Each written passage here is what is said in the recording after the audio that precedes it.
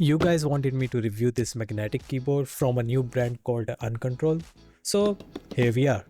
Hey, I'm Santa and welcome to the channel where I try to review products with real facts without sugarcoating and marketing hype. Just honest reviews you can actually trust. Now starting with the packaging, which looks quite good and unique, and inside we have another shiny box coming with a quick user guide, standard keycap switch puller and a braided Type-C cable, and some forms. Maybe we can use it for mods. And then finally our keyboard with a neat orange black theme which looks quite good and suits the theme quite well, and at the back we have rubber grips and sturdy flippy feet.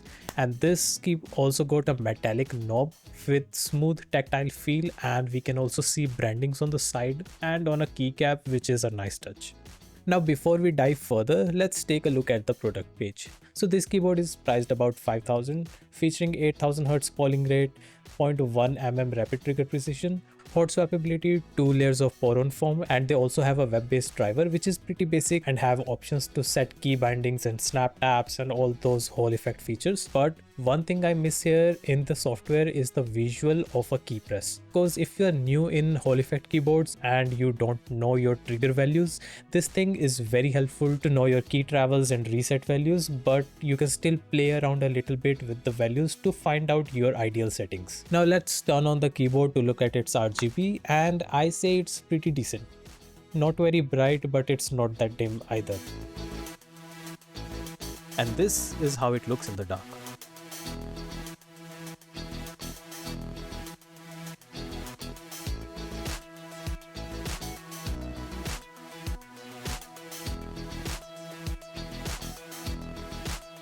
Now let's take a closer look of the keycaps, and interestingly, full orange keycaps are DISA PBT, which are good, but at the same time the black ones are double shot ABS keycaps, but it's mentioned double shot PBT in product description, which I hope they can fix quite soon. Now in short, we aim for PBT keycaps for more durability and better quality, while the ABS keycaps develop shine over time And lighter in comparison, and that can also impact the sound quality of your keystrokes. and all the black keycaps on this keyboard have this shine on top side, so I hope they can improve on it. Now moving to the switches, which are Ortemu Jade white switches, and these are quite good. And if you have seen my previous video on Cypress keyboard, then you know that Ortemu is on a roll for making quite good magnetic switches these days, and apparently these are even quieter than the Cypress one. So yeah, a really good choice in switches here.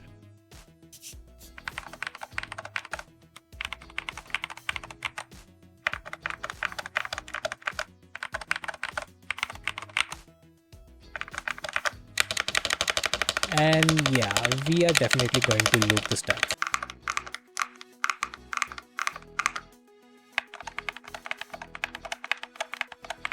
A slight hollowness is there considering it's a plastic keyboard with lot of empty space, so I hope we can mod it later to improve the sound quality.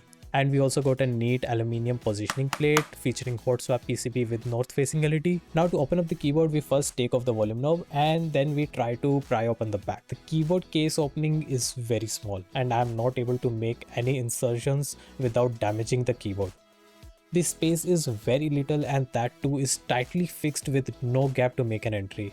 I struggled for about 15 to 20 minutes before my fingers turned red and started to shake, which is such a shame because I can definitely feel the empty space upon tapping the keyboard, knowing that it can be stuffed with lot of foam and the sound quality can be improved quite a lot. Now moving on to the sandwiched foam underneath the positioning plate, and I can see that it is pour-on foam, which is quite good, and the pour-on foam is also used for the spacebar cutouts, which is good. Now to improve the sound quality of our spacebar and maybe reduce the rattle, we take off the stabs and first we clean the pre-applied lube from the wire and dip our wire into a dry electric grease, which I got from Amazon, and then evenly spread it across with the help of a brush. Also apply a little on the stems side as well and then put it back. Now we have this foam which came within the box, and if you are modding this keyboard, this foam is of the perfect size. But for now I'm going to make the cutouts to fill the spacebar and make it sound a bit better. And I placed 2 layers of this foam to fill up the gap, and here's the sound comparison.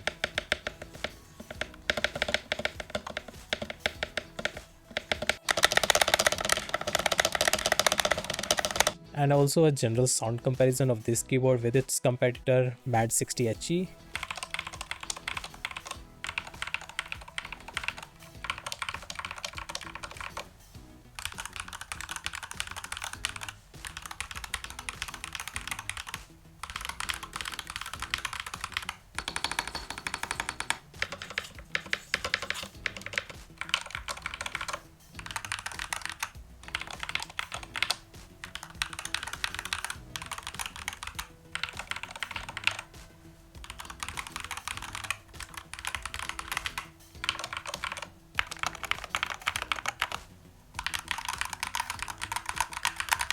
Overall, the switches are easily the highlight here, arguably the best in the segment as of today. The software is pretty basic, but I can work with that as it's not my priority, and I faced no issues with gaming and connectivity.